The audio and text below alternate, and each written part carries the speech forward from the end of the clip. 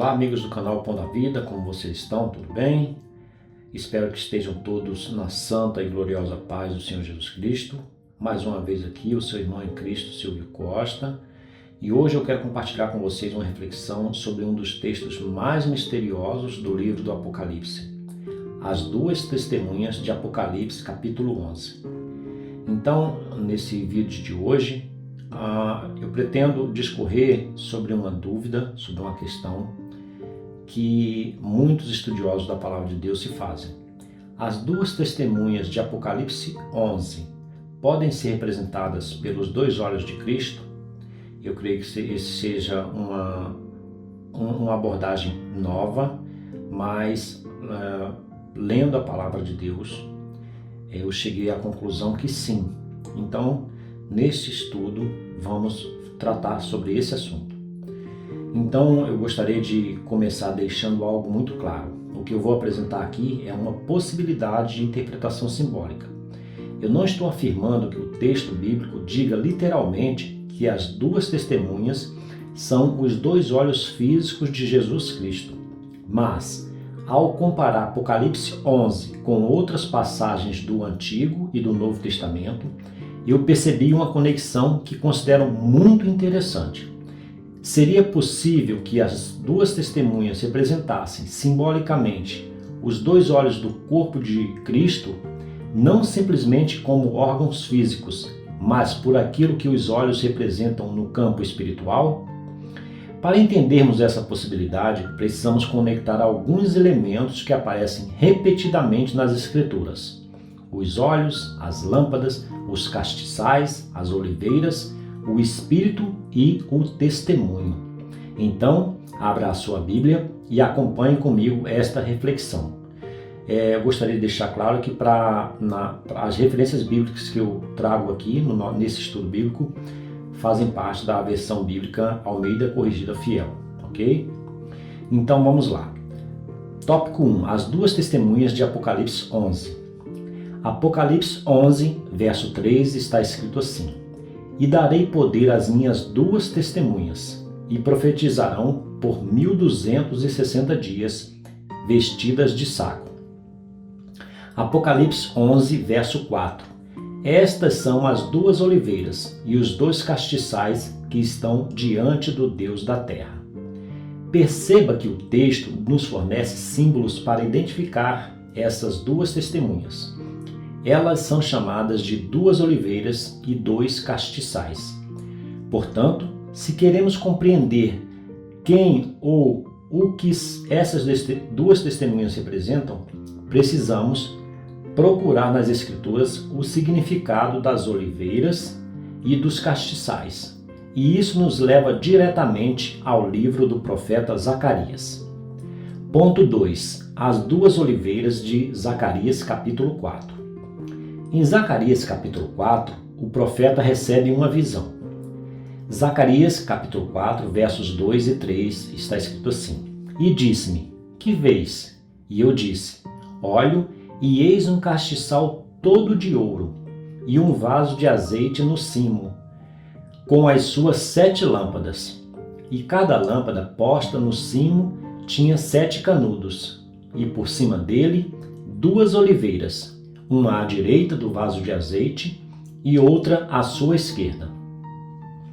Temos aqui praticamente os mesmos elementos encontrados em Apocalipse 11: o castiçal, as lâmpadas e as 2 oliveiras. Zacarias capítulo 4, verso 6. E respondeu-me dizendo: Esta é a palavra do Senhor a Zorobabel, dizendo: Não por força nem por violência, mas sim pelo meu Espírito, diz o Senhor dos Exércitos. Portanto, o contexto das oliveiras e do castiçal está diretamente relacionado à operação do Espírito de Deus. Zacarias capítulo 4, verso 14. Então ele disse: Estes são os 2 ungidos, que estão diante do Senhor de toda a terra. Agora observe a conexão. Em Zacarias temos 2 oliveiras, 2 ungidos e a posição diante do Senhor de toda a terra.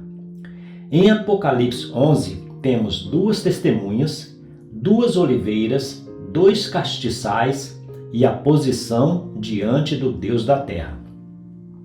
A ligação entre os dois textos é evidente, mas existe ainda outro elemento em Zacarias 4 que considero extremamente importante para esta reflexão: os olhos.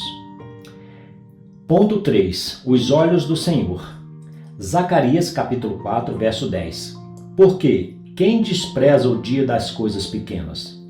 Pois esses 7 se alegrarão, vendo o prumo na mão de Zorobabel. Estes são os 7 olhos do Senhor, que percorrem por toda a terra. Zacarias capítulo 3, verso 9. Pois eis que a pedra que pus diante de Josué... Pois eis aqui a pedra que pus diante de Josué. Sobre esta pedra única estão 7 olhos. Eis que eu esculpirei a sua escultura, diz o Senhor dos Exércitos, e tirarei a iniquidade desta terra num só dia. Agora vamos para o livro do Apocalipse. Apocalipse capítulo 5, verso 6.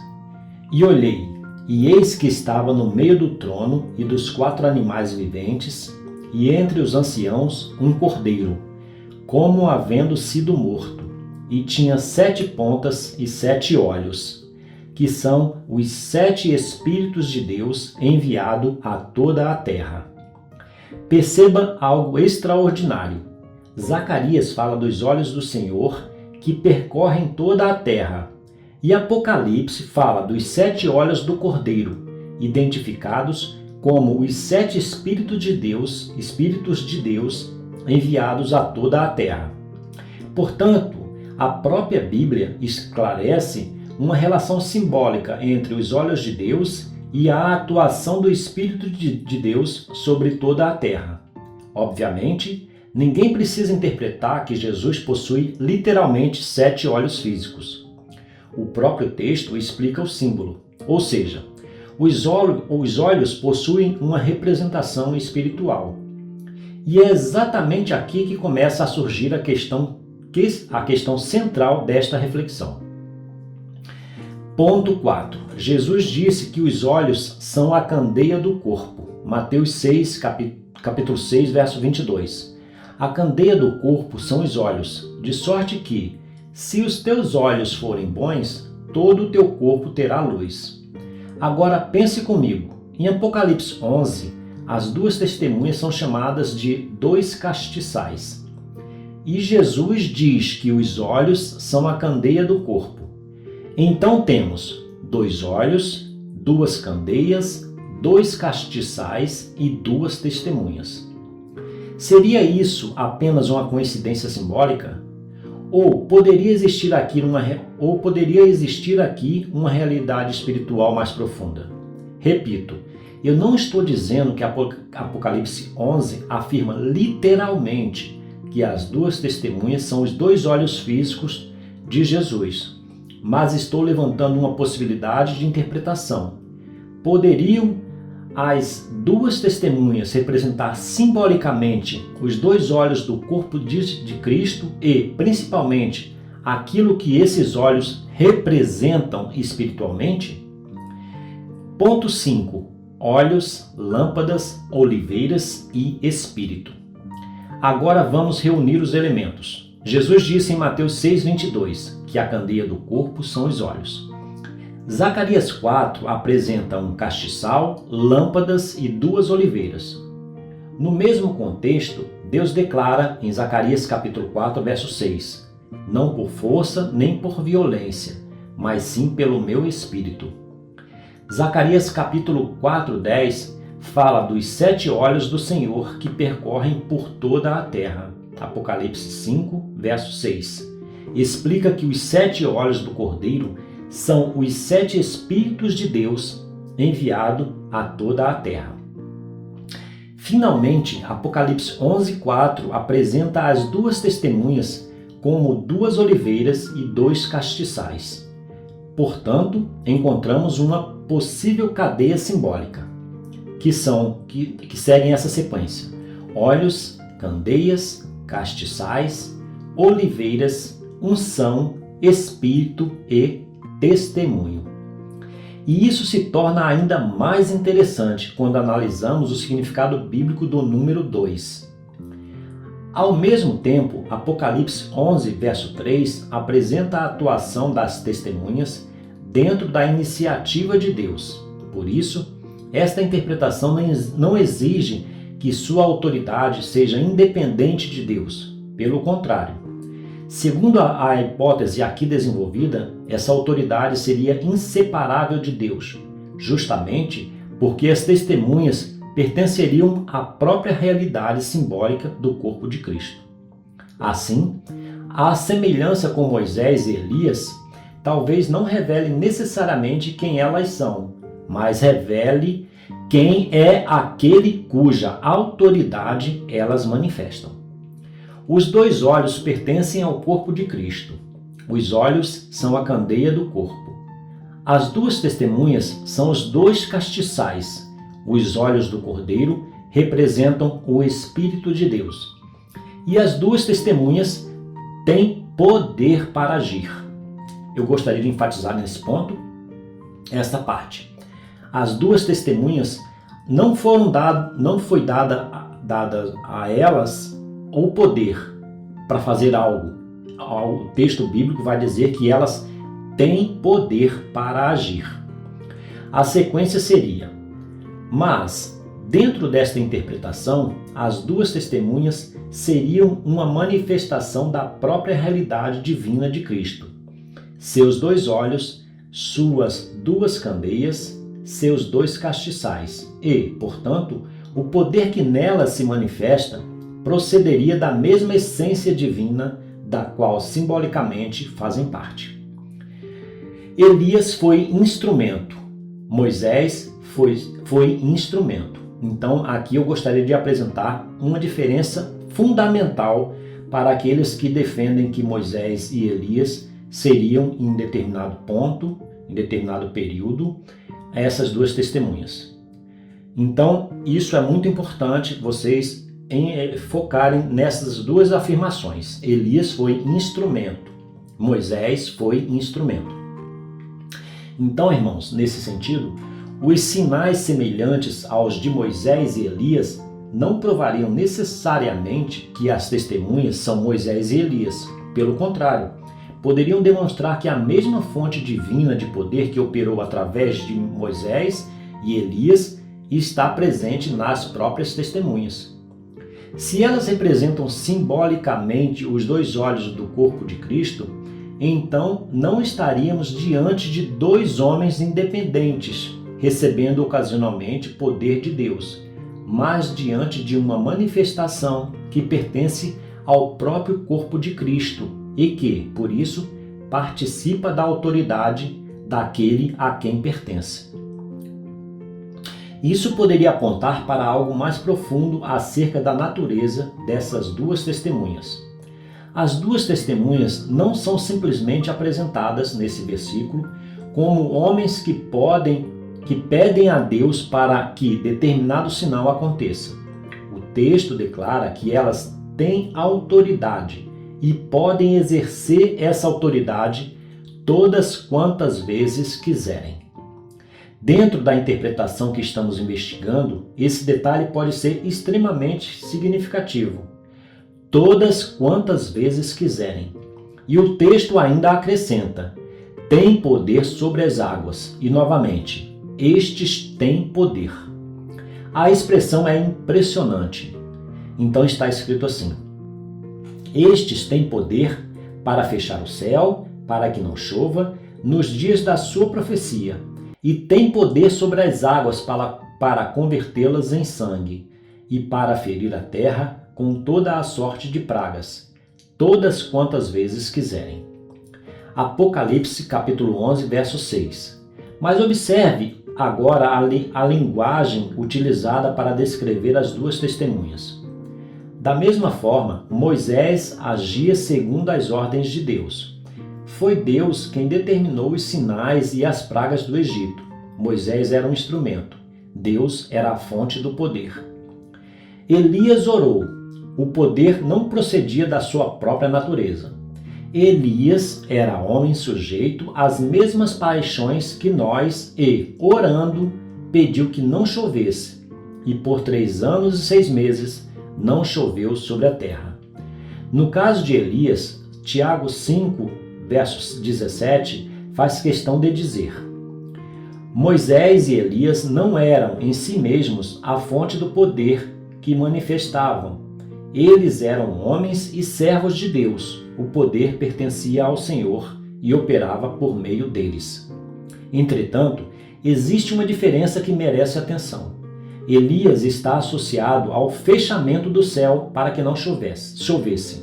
Moisés está associado à transformação das águas em sangue e às pragas que atingiram o Egito.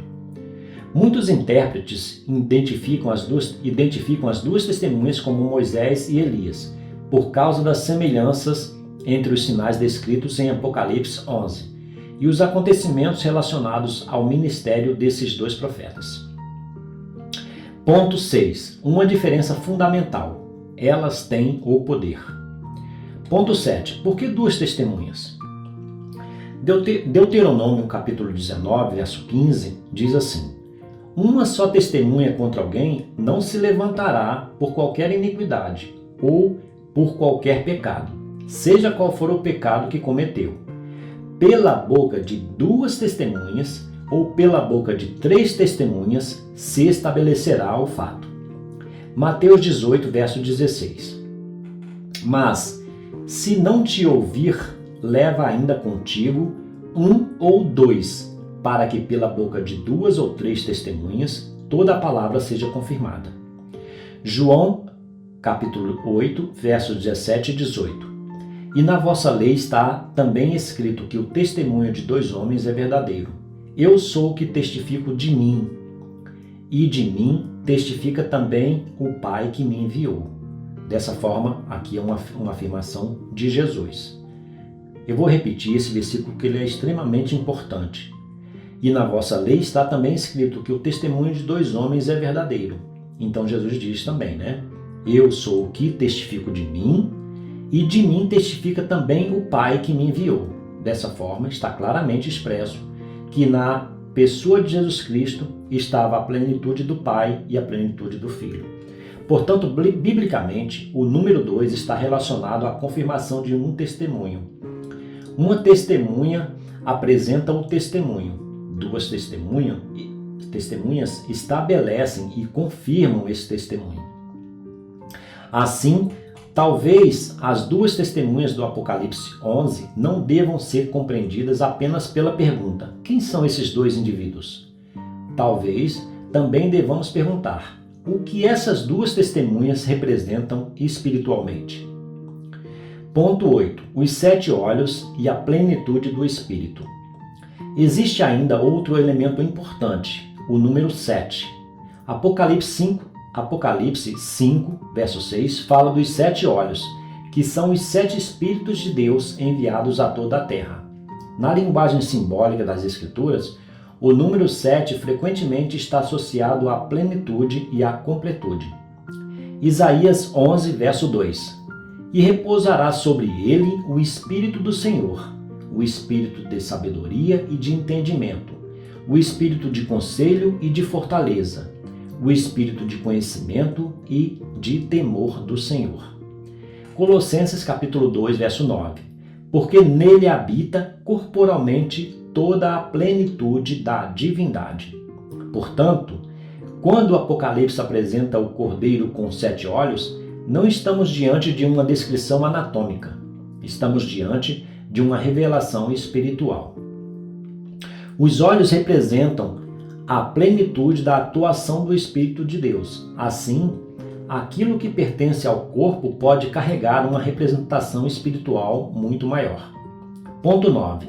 A possibilidade de uma interpretação mais profunda. Diante de todas essas conexões, eu proponho esta reflexão. As 2 testemunhas de Apocalipse 11 poderiam representar, simbolicamente, a expressão do testemunho de Cristo manifestado pelo Espírito de Deus. Os olhos são chamados por Jesus de candeia do corpo. As duas testemunhas são chamadas de dois castiçais. Esses dois castiçais também são duas oliveiras. As oliveiras em Zacarias estão relacionadas aos dois ungidos que estão diante do Senhor. E todo esse contexto está relacionado à declaração, não por força nem por violência, mas sim pelo meu espírito. Além disso, os olhos do Cordeiro representam os 7 Espíritos de Deus, enviados a toda a terra. Portanto, talvez exista uma conexão espiritual entre os olhos de Cristo, a luz, o Espírito, a unção e o testemunho de Deus manifestado sobre a terra. Ponto 10. Uma questão que precisa ser investigada. É importante reconhecer que essa interpretação levanta outras perguntas. Por exemplo, se as duas testemunhas representam simbolicamente os olhos do corpo de Cristo, como devemos interpretar sua morte em Apocalipse 11?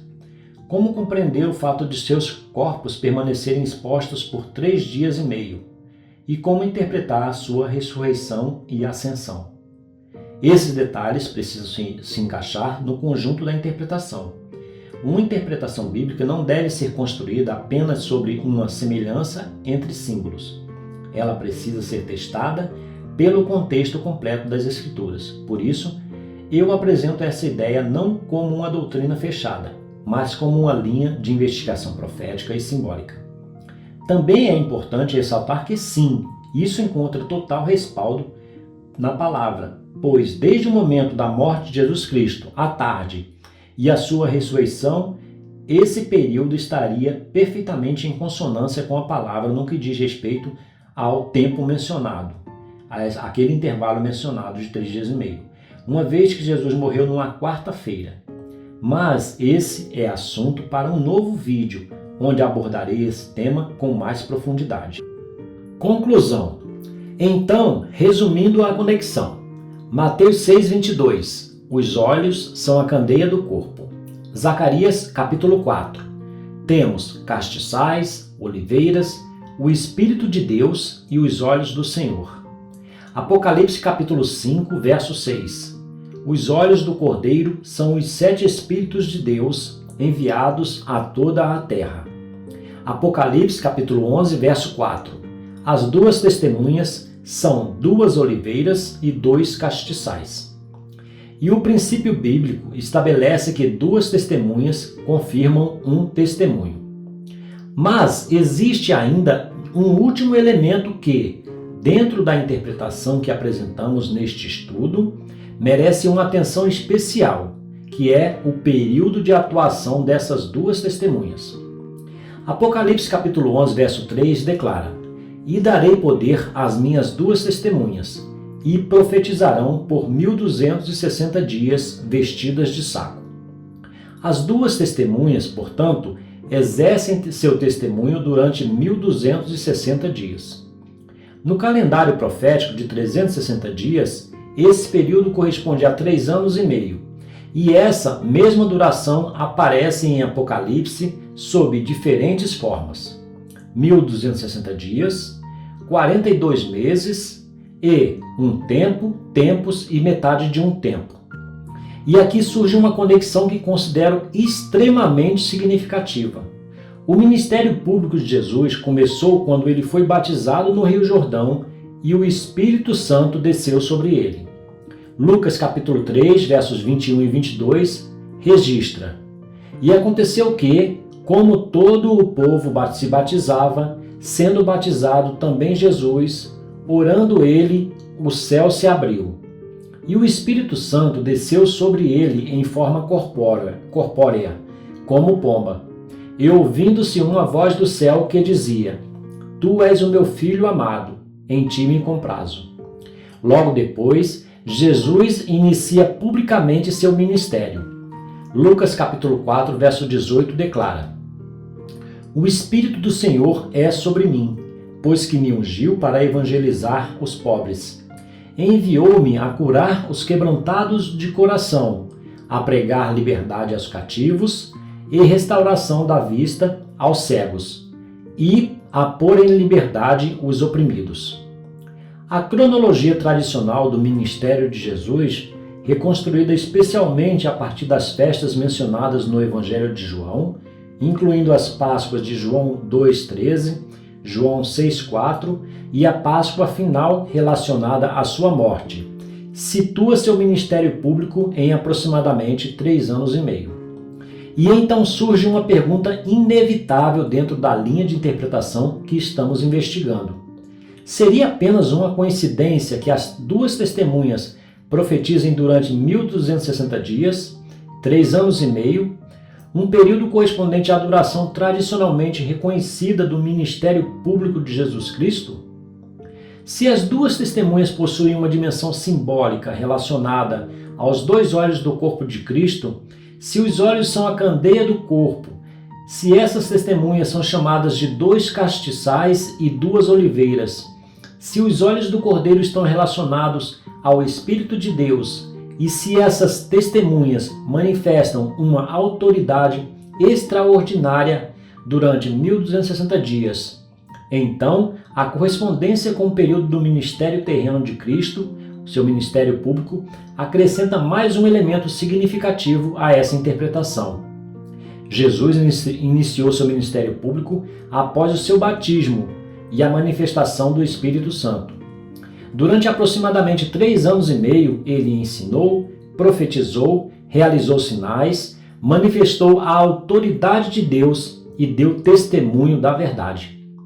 Ao final desse período, foi morto. E, de maneira impressionante, as duas testemunhas de Apocalipse 11 também exercem seu testemunho durante 3 anos e meio e, quando terminam o seu testemunho, são mortas. Apocalipse 11, verso 7 declara: E, quando acabarem o seu testemunho, a besta que sobe do abismo lhes fará guerra e as vencerá e as matará. Observe a expressão, quando acabarem o seu testemunho. A morte não acontece antes do cumprimento da missão. Primeiro, o testemunho é completado. Depois vem a morte. Também em relação a Jesus, sua morte acontece depois do cumprimento da obra que lhe havia sido confiada. Em João 17,4, antes da crucificação, Jesus declara: Eu glorifiquei-te na terra, tendo consumado a obra que me deste a fazer. E, finalmente, na cruz, João 19,30 registra: E, quando Jesus tomou o vinagre, disse: Está consumado. E, inclinando a cabeça, entregou o Espírito. Portanto, temos mais uma possível correspondência. Jesus inicia seu ministério após o batismo e a manifestação do Espírito. Seu ministério público se estende, segundo a cronologia tradicional, por aproximadamente 3 anos e meio. Ele completa a obra que lhe foi confiada. Depois de consumada a sua missão, ele é morto. E em Apocalipse 11, as duas testemunhas recebem poder para testemunhar. Profetizam durante 1260 dias, 3 anos e meio. Completam o seu testemunho e somente depois são mortas. Será, então, que as duas testemunhas de Apocalipse 11 possuem uma dimensão simbólica relacionada aos 2 olhos do corpo de Cristo, representando espiritualmente a manifestação do Espírito, da luz, da autoridade e do testemunho de Deus sobre a terra? E será que os 1260 dias de sua atuação constituem mais uma peça desse extraordinário paralelismo com o ministério terreno de Jesus Cristo? Eu deixo essas perguntas para a sua reflexão. Leia os textos, compare as Escrituras, examine cada passagem e, como sempre, permita que a própria Bíblia interprete a Bíblia. Se você encontrou outras passagens que possam confirmar ou até mesmo contrariar essa interpretação, deixe nos comentários, porque o nosso objetivo não deve ser defender uma ideia pessoal a qualquer custo, mas buscar compreender com temor e humildade aquilo que está revelado na Palavra de Deus. Peço que visualizem também outros vídeos deste canal e irão entender a forma como eu tenho abordado o estudo da escatologia e das profecias aqui no canal. Que Deus abençoe a todos. Até o nosso próximo vídeo.